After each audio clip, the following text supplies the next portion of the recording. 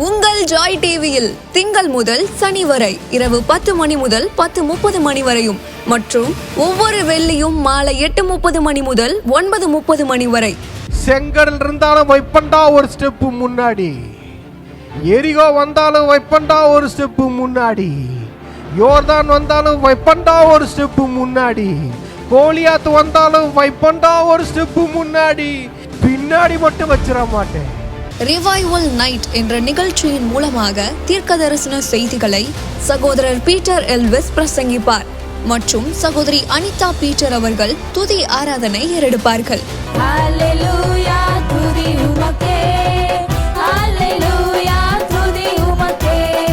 மனிதர்களின் வார்த்தையால் பாதிக்கப்பட்டது போதும், கடவுளின் வார்த்தையால் பாதிக்கப்படுவோம் வாருங்கள்.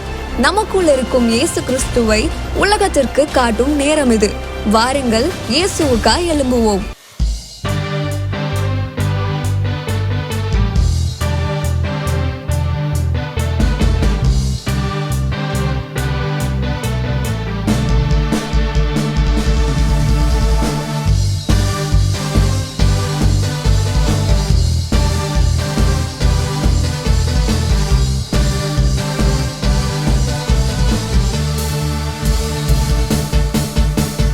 கண்மலையானவரே, என்னை காக்கும் தெய்வம் நீரே. எந்த கண்மலையானவரே, என்னை காக்கும் தெய்வம் நீரே. வல்லமை மாட்சிமை நிறைந்தவரே, மகிமைக்கு பாத்திரரே. வல்லமை மாட்சிமை நிறைந்தவரே, மகிமைக்கு பாத்திரரே.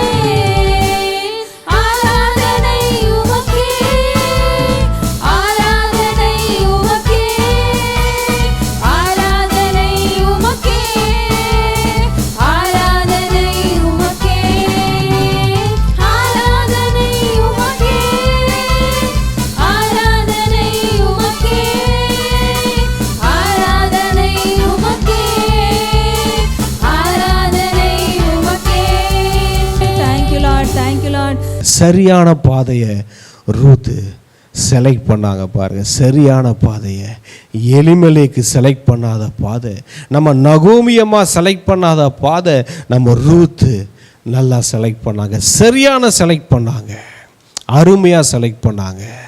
இங்கே பாருங்க, நீர் மரணம் அடையும் இடத்தில் நானும் மரணம் அடைந்து அங்கே அடக்கம் பண்ணப்படுவேன். மரணமே இல்லாமல் வேறொன்றும் உம்மை விட்டு என்னை பிரித்தால் கர்த்தர் அதற்கு சரியாகவும் அதற்கு அதிகமாகவும் எனக்கு செய்ய கடவர் என்றால். பார்த்தீங்களா, ஆண்டவர் மேலே ஆணையிடுகிறாங்க, கர்த்தர் மேலே ஆணையிடுகிறாங்க. அப்போ என்ன ஆயிடுச்சுன்னா, ரூத்து தன் இருதயத்தில் கர்த்தரை தெய்வமாக ஏற்றுக்கொண்டாங்க, கர்த்தரை தெய்வமாக ஏற்றுக்கொண்டாங்க. ரூத் 2வது அதிகாரம் 11வது வசனம் பார்க்கலாம். அதற்கு போவாஸ் பிரதியுத்தரமாக, உன் புருஷன் மரணம் அடைந்த பின்பு நீ உன் மாமியாருக்காக செய்ததும், நீ உன் தகப்பனையும் உன் தாயையும் உன் ஜன்ம தேசத்தையும் விட்டு முன்னே நீ அறியாத ஜனங்களிடத்தில் வந்ததும் எல்லாம் எனக்கு விவரமாய் தெரிவிக்கப்பட்டது. உன் செய்கைக்கு தக்க பலனை கர்த்தர் உனக்கு கட்டளையிடுவாராக. இஸ்ரவேலின் தேவனாகிய கர்த்தருடைய செட்டைகளின் கீழ் அடைக்கலமாய் வந்த உனக்கு அவராலே நிறைவான பலன் கிடைப்பதாக என்றான். அல்லேலூயா. இந்த ரூத் செஞ்ச எல்லா நல்ல காரியங்களும் அழகா தெரிவிக்கப்பட்டது. இன்னைக்கு பிரதர் அண்ட் சிஸ்டர், நான் சொல்றேன், நீங்க செய்கிற நல்ல காரியங்கள், நீங்கள் ஆண்டவருக்காக செய்கிற நல்ல காரியங்கள், எடுத்து வைக்கிற ஸ்டெப்பு, ஒவ்வொரு அடியும் யாருக்கு தெரியுதோ தெரியலையோ, உங்களை பார்த்து கொண்டிருக்கிற கர்த்தாதி கர்த்தருக்கு நல்லாவே தெரியும். இன்னொன்று சொல்கிறேன், யாருக்கு தெரிய வைக்கணுமோ ஆண்டவர் அவர்களுக்கு தெரிய வைப்பார். நீங்கள் நினைக்காதீங்க, ஆண்டவரே நான் உங்களுக்காக நிறைய காரியங்கள் செய்கிறேனே, திரைமறைவில் நல்லா உங்களுக்காக ஊழியம் செய்து கொண்டிருக்கிறேனே, உங்களை நல்லா ஆராதித்து கொண்டிருக்கிறேனே, உம்மோடு நிறைய நேரம் செலவிட்டு கொண்டிருக்கிறேனே, உங்கள் பாதத்திலேயே நான் அமர்ந்து என்னுடைய கண்ணீரால் உங்கள் காலை கழுவிக்கிட்டு இருக்கிறேனே, என் கூந்தலால் உங்கள் பாதத்தை துடைத்து விட்டு கொண்டிருக்கிறேன்னு நீங்கள் சொல்லலாம். பிரியமானவர்களே, இந்த உலகம் அது பார்க்குதோ இல்லையோ, நீங்கள் ஆண்டவருக்கு உண்மையாக இருக்கிறத பரலோகம் பார்த்து கொண்டிருக்கிறது, கர்த்தர் பார்த்து கொண்டிருக்கிறார். அது மாத்திரம் இல்லை, அதை யாரை பார்க்க வைக்கணுமோ அவங்கள பார்க்க வைப்பார். அந்த செய்திகளை யாரு கேட்க வைக்கணுமோ அவர்களை கேட்க வைப்பார். உங்களுக்கான போவாஸ், உங்கள் ஊழியங்களுக்கான போவாஸ், உங்க குடும்பத்துக்கான போவாஸ், உங்க சபைக்கான போவாஸ் கண்டிப்பாக அதை அறிவார். அவர் உங்கள் தேவைகளை அந்த போவாஸ்கள் சந்திப்பார்கள். அல்லேலூயா. ஆண்டவருக்கு நல்லா தெரியுங்க. 1000 பேருக்கு உங்களை தெரியப்படுத்தணும்னு அவசியம் இல்லை. ஒரே ஒரு நபருக்கு உங்களை பற்றி தெரியப்படுத்தி உங்களை ஆசீர்வதிக்க அவர் வல்லவராய் இருக்கிறாங்க. பாருங்க, எத்தனையோ பேர் இருந்தாங்க. இந்த அம்மா போவாஸோட வயலுக்கு போறாங்க. போவாஸுக்கு இந்த அம்மாவை பற்றி எல்லா செய்திகளும் வருகிறது. அல்லேலூயா, அல்லேலூயா. இங்க பாருங்க, அவர் சொல்றாரு 12வது வசனம், 2வது அதிகாரம் 12வது வசனத்தில், உன் செய்கைக்கு தக்க பலனை கர்த்தர் உனக்கு கட்டளையிடுவாராக. அல்லேலூயா. பிரியமானவர்களே, அங்கே பாருங்க, அன்னைக்கு ரூத் என்ன பண்ணாங்கன்னா, அவங்களுடைய செய்கைகளுக்கு தக்க பலனை அடைந்தார்கள். இங்க பாருங்க, நமக்கும் அதே தான், நம்மளுடைய செய்கைகளுக்கு தக்க பலன் இருக்கு. அதை காட்டிலும் இன்னொன்று சொல்றேன், சிலுவையில் பழைய ஏற்பாட்டு காலத்துலலாம் பார்த்தோன்னா அந்தந்த தேவ மனிதர்களின் செய்கைகளுக்கு தக்க பலன் அந்தந்த தலைவர்களுக்கு, தேவ மனிதர்களுக்கு கிடைத்தது. ஆனால் புதிய ஏற்பாட்டில் என்ன தெரியுமா, ஆண்டவராகிய இயேசு கிறிஸ்து சிலுவையிலே செய்த செய்கைகளுக்கு தக்க பலன் நம் வாழ்க்கையில் கிடைத்து கொண்டிருக்கிறது. அல்லேலூயா. இங்க பாருங்க, நம்மளுடைய கிரியைகளுக்கு தக்க பலன் மாத்திரமல்ல, சிலுவையிலே ஆண்டவராகிய இயேசு கிறிஸ்து செய்து முடித்த எல்லா கிரியைகளுக்கு தக்க பலன் நம்ம வாழ்க்கையில இருக்கிறது. அது எப்ப இருக்குதுன்னா, ஒருவன் கிறிஸ்துவுக்குள் இருந்தால் அவன் புது சிருஷ்டியாகிறான். என்ன தெரியுமா, எது தெரியுமா புது சிருஷ்டியாகும்? அவர் சிலுவையில் செய்து முடித்த கிரியைகள். அல்லேலூயா. எனக்காக அவர் சிலுவையில் சிலுவையில் செய்த காரியங்கள், எனக்காக அவர் சிலுவையில் வெற்றி சிறந்த காரியங்கள் என்னை ஒரு புதிய மனிதனாக மாற்றிவிடும். அல்லேலூயா, அல்லேலூயா. அந்த கிரியைகளுக்கு தக்க பலன். அன்னைக்கெல்லாம் பார்த்தீங்கன்னா ரூத்தோடைய கிரியைக்கு தக்க பலன் கிடைச்சது, தாவீதோடைய கிரியைகளுக்கு தக்க பலன் கிடைச்சது. ஆனா புதிய ஏற்பாட்டு காலத்தில் எப்படி தெரியுமா, எல்லாராலையும் எல்லா தக்க பலன் அனுபவிக்க முடியாது. அதனால இயேசு கிறிஸ்து வந்து எல்லா கிரியைகளையும் எல்லா நல்ல காரியங்களையும் எதை செய்யணுமோ, மனித குலத்துக்கு என்னென்ன செய்ய வேண்டுமோ அது எல்லாவற்றையும் சிலுவையிலே செய்து முடித்தார். அவர் செய்து முடித்த கிரியைகளுக்கு தக்க பலன் இன்று நம் வாழ்க்கையில் இருக்கிறது. இதை நீங்க யாரெல்லாம் விசுவாசிக்கிறீர்களோ பிரியமானவர்களே, பழைய ஏற்பாட்டு காலத்திலே கஷ்டப்பட்ட தேவ மனிதர்கள் போய் இனி நாம் கஷ்டப்பட வேண்டிய அவசியம் இல்லை. கிருபையினாலே இதை நாம் இலவசமாய் பெற்று இருக்கிறோம். அதை நம்ம விசுவாசித்தா போதும், கிறிஸ்துவுக்குள்ள வாழ்ந்தா போதும், அதை நாம் அனுபவிக்கலாம். கிறிஸ்துவுக்குள்ள நம்ம ஆண்டவரை என்ஜாய் பண்ண ஆரம்பிச்சுட்டா போதும், அந்த கிரியைகளுக்கு தக்க பலன், இயேசு கிறிஸ்துவின் கிரியைகளுக்கு தக்க பலன் நம்ம வாழ்க்கையில கிடைக்கும். அன்னைக்கு அந்த அம்மா செஞ்ச கிரியைகளுக்கு என்ன பலனோ அது கிடைச்சது, தாவீதுடைய கிரியைகளுக்கு என்ன பலனோ கிடைச்சது, மோசேயுடைய கிரியைகளுக்கு ஏற்ற பலன் கிடைச்சது. பிரியமானவர்களே, நம்ம வாழ்க்கையில எப்படி தெரியுமா, ஆஃப்டர் கிராஸுக்கு அப்புறம், சிலுவையின் பாடுகளுக்கு அப்புறம் என்ன தெரியுமா, இயேசு கிறிஸ்துவின் கிரியைகளுக்கு ஏற்ற பலன். அல்லேலூயா. இது ரூத்தின் கிரியைகளுக்கு ஏற்ற பலன் கிடையாது, இது மோசேவின் கிரியைகளுக்கு ஏற்ற பலன் கிடையாது, இது கடவுளின் கிரியைகளுக்கு ஏற்ற பலன். அல்லேலூயா. உங்க வாழ்க்கையில எந்த பலன் தெரியுமா வருது, எந்த ரிவார்டு தெரியுமா வருது, இயேசு கிறிஸ்து சிலுவையிலே செய்து முடித்த கிரியைகளுக்கு ஏற்ற பலன் நம் வாழ்க்கையில் வந்திருக்கிறது, உங்கள் வாழ்க்கையில் வந்திருக்கிறது. அதை நம்புங்க, அதை விசுவாசிங்க. இங்க பாருங்க, அதுதான் அவர் சொல்றாரு, உன் செய்கைக்கு தக்க பலனை கர்த்தர் உனக்கு கட்டளையிடுவாராக. இஸ்ரவேலின் தேவனாகிய கர்த்தருடைய செட்டைகளின் கீழ் அடைக்கலமாய் வந்த உனக்கு அவராலே நிறைவான பலன் கிடைப்பதாக என்றான்.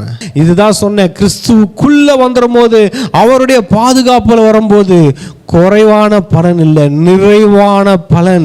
இது எந்த பலன்? கடவுளின் பலன் வருகிறது, கடவுளின் அவார்ட்ஸ் வருது, ரிவார்ட்ஸ் வருகிறது, கடவுளின் ஆசீர்வாதங்கள் வருகிறது. ஹல்லேலூயா, ஹல்லேலூயா.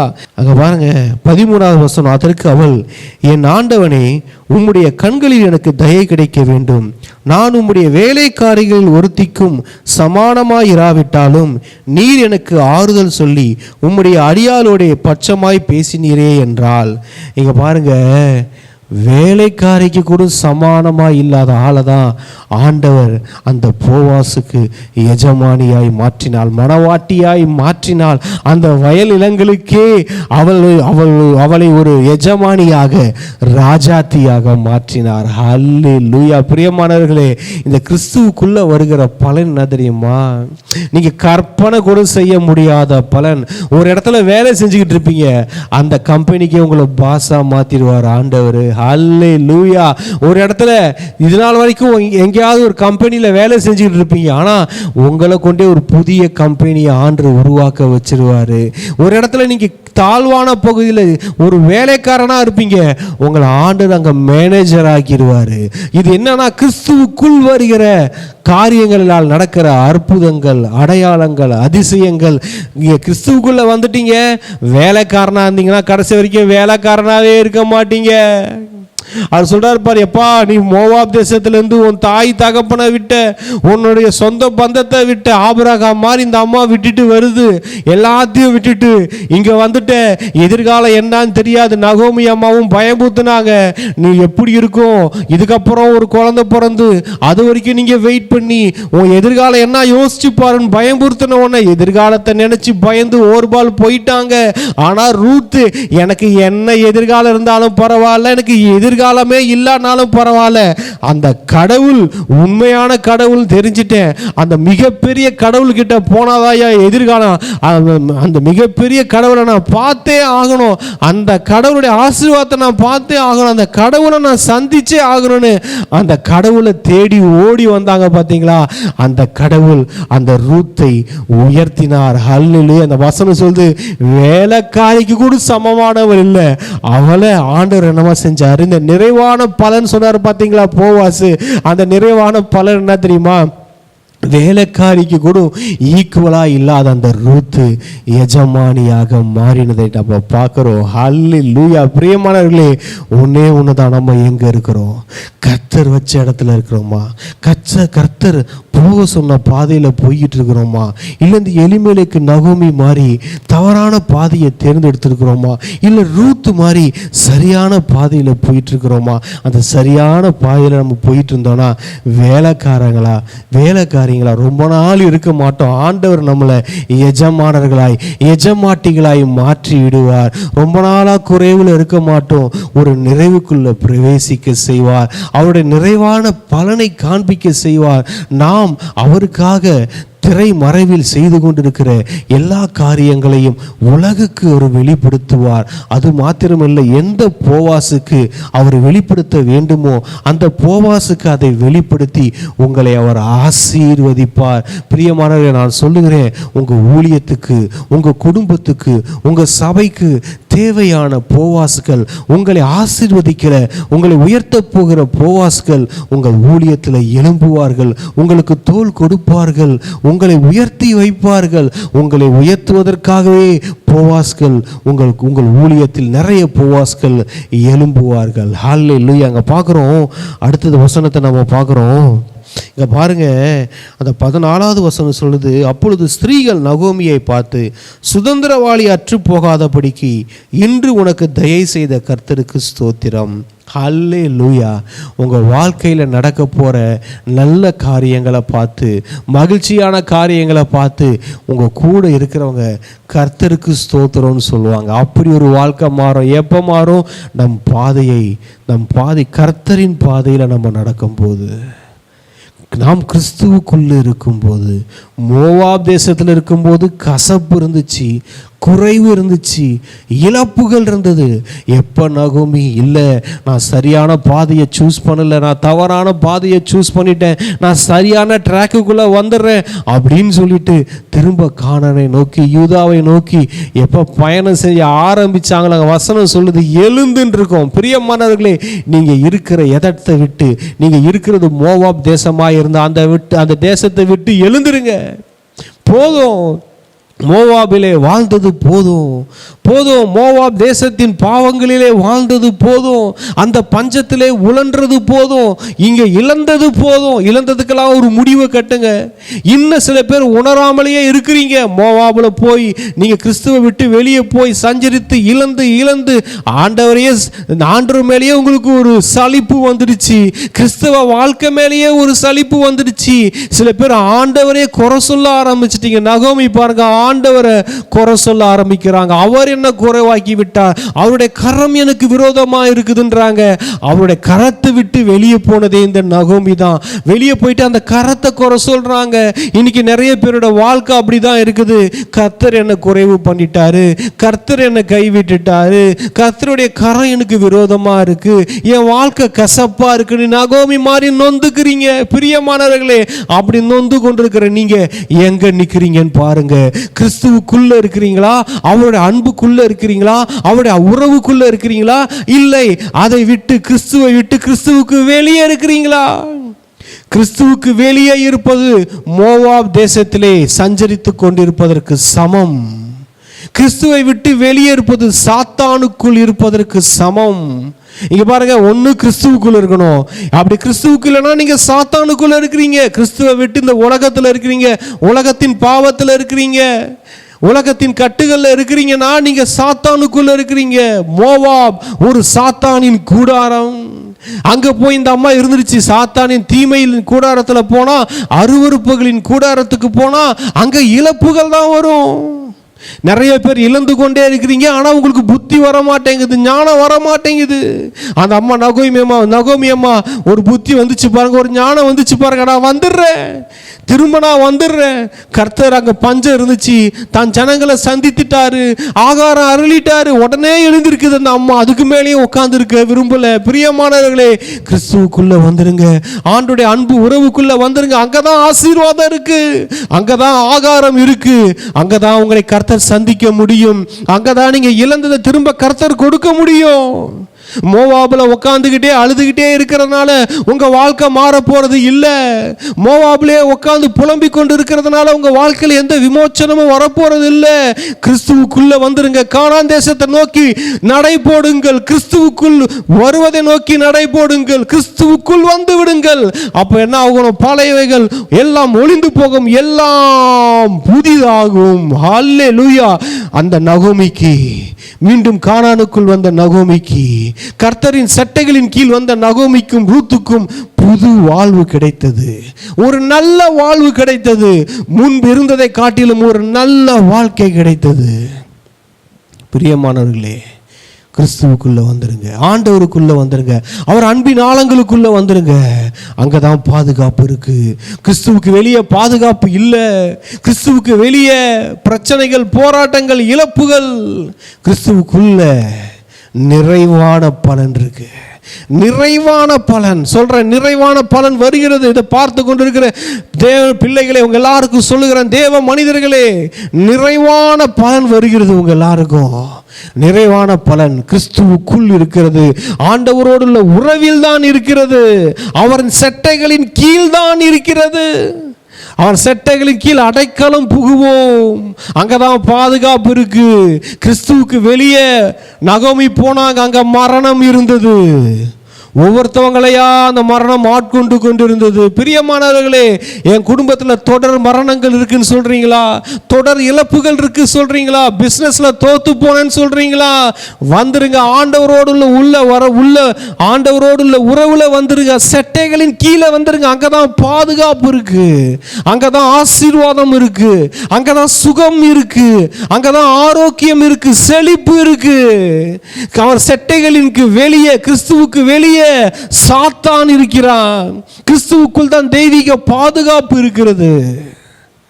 நம்ம எல்லாரும் கிறிஸ்துவுக்கு வெளியே வாழ்ந்துட்டு, இழக்கிறதெல்லாம் இழந்துட்டு, கஷ்டப்படுறதெல்லாம் பட்டுட்டு, பழி மட்டும் யார் மேல? எல்லா பழியும் தூக்கி ஆண்டவர் மேல போட்டுருது. ஆண்டவர் என்னை கைவிட்டார் பிரதர், ஆண்டவர் என்னை அப்படியே கஷ்டப்படுத்திக்கிட்டு இருக்கிறார் பிரதர், எனக்கு மட்டும் ஏன் பிரதர் நடக்குது அப்படின்றது. நீங்கள் எங்கே இருக்கீங்க? செக் பண்ணுங்க. நம்ம எங்கே இருக்கிறோம்? நம்ம கஷ்டப்பட்டு கொண்டு இருக்கிற பகுதிகளை செக் பண்ணணும். நான் எங்கே இருக்கிறேன்? எந்த இடத்துல இருக்கிறேன்? ஏன் இந்த போராட்டம்? ஏன் இந்த இழப்பு? பிரியமானவர்களே, கிறிஸ்துவுக்குள்ளே வந்துருங்க. ஆண்டவரோட அன்புக்குள்ளே வந்துருங்க. அங்கே நிறைவான பலன் உண்டு. அல்லேலூயா. அவங்க சந்ததிகள் ஆசீர்வதிக்கப்படும். ஒரு புதிய வாழ்க்கை. எல்லாமே புதுசாக மாறுதுங்க. எல்லாமே புதுசாக மாறுது. உங்கள் உடல் சரீரத்தில் இருக்கிற பார்ட்ஸ் எல்லாம் புதுசாக மாறும். உங்கள் சரீரம் புதுசாக மாறும். உங்கள் ஊழியம் புதுசாக மாறும். உங்கள் வாழ்க்கை புதுசாக மாறும். உங்கள் சபை புதுசாக மாறும். உங்கள் குடும்பம் புதுசாக மாறும். உங்கள் கணவன் புதுசாக மாறுவாருங்க. நீங்கள் கிறிஸ்துவுக்குள்ளே வந்து பாருங்க, உங்கள் கணவன் புதுசாக மாறுவார். நீங்கள் கிறிஸ்துவுக்குள்ளே வந்து பாருங்க, உங்கள் மனைவி புதுசாக மாறுவாங்க. உங்க மனைவியா மாறிடுவாங்க. அவங்க என் மனைவியா, என்னப்பா குணாதிசயங்கள்லாம் இப்படி மாறிடுச்சு, இவ்வளவு குணசாலியான ஸ்திரீயா மாறிடுச்சுன்னு சொல்லுவீங்க. நிறைய பேர் சொல்றது, என் மனைவி ஒரு குணசாலியான ஸ்திரீயா இருக்க மாட்டாளான்னு. பிரதர், நீங்க கிறிஸ்துவுக்குள்ள வாங்க. மனைவிகள் சொல்றது, என் புருஷன் குடிக்கிறான், அடிக்கிறான், அவர் எப்போ ஒரு நல்ல மனுஷனா, நல்ல தெய்வ மனுஷனா வாழுவாரு அப்படி நீங்க நினைக்கிறீங்க. சிஸ்டர், கிறிஸ்துவுக்குள்ள வாங்க. கிறிஸ்துவுக்குள்ள வாங்க, மாறுவாங்க. எல்லாம் புதிதாய் மாறும். எங்கு? மோவாப் தேசத்திலே அல்ல, கிறிஸ்துவுக்குள் எல்லாம் புதிதாக மாறும். கானான் தேசத்துல தான் எல்லாம் புதுசா மாறுது. அவர் சட்டைகளின் கீழ் வந்தாதான் மாறுது. மோவாப் தேசத்துல உட்காந்து புலம்புறனால மாறாது. அல்லேலூயா, அல்லேலூயா. பிரியமானவர்களே, எழும்புவோம். நானும் தான் சொல்றேன், இன்னும் என் வாழ்க்கையில நான் எங்கேயாவது மோவாப் தேசத்துக்கு இடம் கொடுத்துருக்கலாம். எல்லாரும் பொட்டி பொடிக்கையை கட்டுவோம், கிறிஸ்துவுக்குள்ள வந்துடும். எந்த ஏரியாவில் சில பேர் நிறைய இடங்கள்ல கிறிஸ்துவுக்குள்ள வந்துருப்போம். ஆனால் ஒரு சில ஏரியாவில் மைண்ட் லெவல் எங்கே இருப்போம்? கானான் மோவாப் தேசத்தில் இருப்போம். பிரியமானவர்களே, ஆண்டவருக்குள்ளே வந்துடுவோம். ஆண்டவருக்குள்ளே, அவரோட அன்புக்குள்ளே வந்துடுவோம். அவரோட அபிஷேகத்துக்குள்ளே வந்துடுவோம். கர்த்தர் பெரிய காரியங்களை செய்யலாம். ஜெபம் பண்ணுவோமா?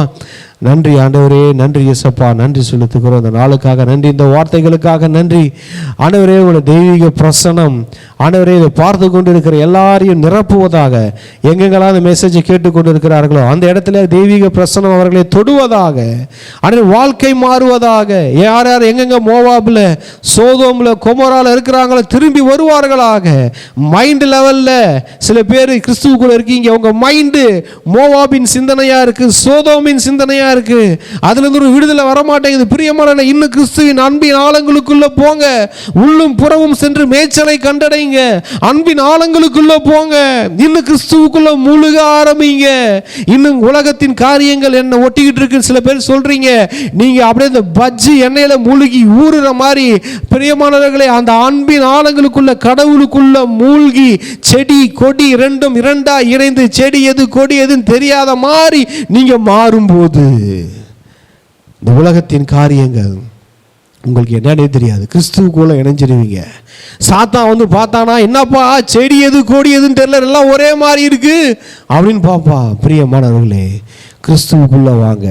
கிறிஸ்துவுக்குள்ள மரணம் இல்லை, கிறிஸ்துவுக்குள்ள அழிவு இல்லை, கிறிஸ்துவுக்குள்ள குறைவு இல்லை, கிறிஸ்துவுக்குள்ள பயம் இல்லை, கிறிஸ்துவுக்குள்ள ஆரோக்கியம் இருக்கு, கிறிஸ்துவுக்குள்ள சுகம் இருக்கு, கிறிஸ்துவுக்குள்ள விடுதலை இருக்கு, கிறிஸ்துவுக்குள்ள பொக்கிஷங்கள் இருக்கு, கிறிஸ்துவுக்குள்ள நல்ல ஊழியம் இருக்கு, வரங்கள் இருக்கு, பரிசுத்தமான வாழ்க்கை இருக்கு. கிறிஸ்துவுக்குள்ள எல்லா நல்ல காரியங்கள் இருக்கு. கிறிஸ்துவுக்குள்ள கிறிஸ்து ஆண்டவராக இயேசு கிறிஸ்து சிலுவையில் செய்து முடித்த எல்லா நன்மைகள் இருக்கிறது. அதை அனுபவியுங்கள். உங்கள் ஜாய் டிவியில் திங்கள் முதல் சனி வரை இரவு 10 மணி முதல் 10:30 மணி வரையும் மற்றும் ஒவ்வொரு வெள்ளியும் மாலை 8:30 மணி முதல் 9:30 மணி வரை. செங்கடல் இருந்தாலும் வைப்பண்டா ஒரு ஸ்டெப்பு முன்னாடி, எரிகோ வந்தாலும் வைப்பண்டா ஒரு ஸ்டெப்பு முன்னாடி, யோர்தான் வந்தாலும் வைப்பண்டா ஒரு ஸ்டெப்பு முன்னாடி, கோலியாத் வந்தாலும் வைப்பண்டா ஒரு ஸ்டெப்பு முன்னாடி, பின்னாடி மட்டும் வச்சிட மாட்டேன். ரிவைவல் நைட் என்ற நிகழ்ச்சியின் மூலமாக தீர்க்க தரிசன செய்திகளை சகோதரர் பீட்டர் எல்விஸ் பிரசங்கிப்பார் மற்றும் சகோதரி அனிதா பீட்டர் அவர்கள் துதி ஆராதனை ஏறெடுப்பார்கள். ஹல்லேலூயா, துதி உமக்கே. ஹல்லேலூயா, துதி உமக்கே. மனிதர்களின் வார்த்தையால் பாதிக்கப்பட்டது போதும், கடவுளின் வார்த்தையால் பாதிக்கப்படுவோம் வாருங்கள். நமக்குள் இருக்கும் இயேசு கிறிஸ்துவை உலகத்திற்கு காட்டும் நேரம் இது. வாருங்கள், இயேசுவுக்காய் எழும்புவோம்.